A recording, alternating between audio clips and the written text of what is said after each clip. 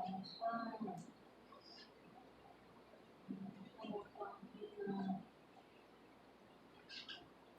11,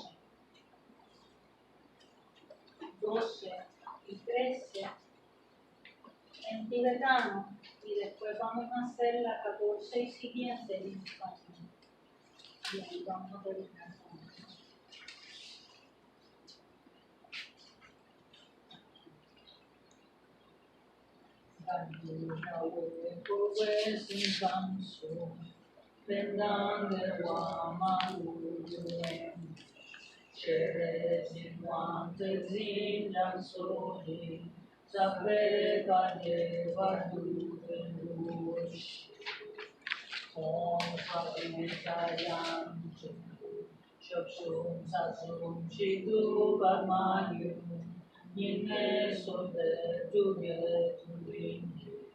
Kenchen Palen Shera Trupeku Kutsen Tashin Zezan Tashishu O Swasti Sewa Disi Bemejin Lachi Donji Drupe Latsan Norenda Shelu Kolo Sunji Bajorte Samchen Natan Chogle Nanjal Shor.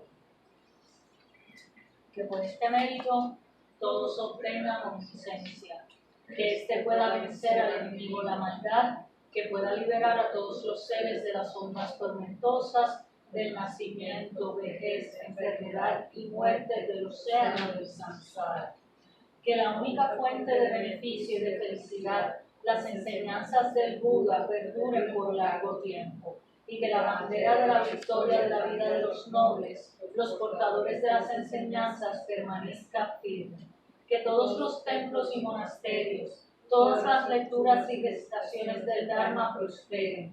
Que la sangha siempre esté en armonía y que se logren nuestras aspiraciones.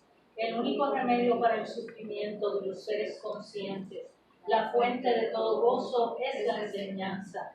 Que ésta se mantenga honorablemente en alto y que prospere por mucho tiempo. Que los innumerables seres que están enfermos se liberen rápidamente de enfermedad.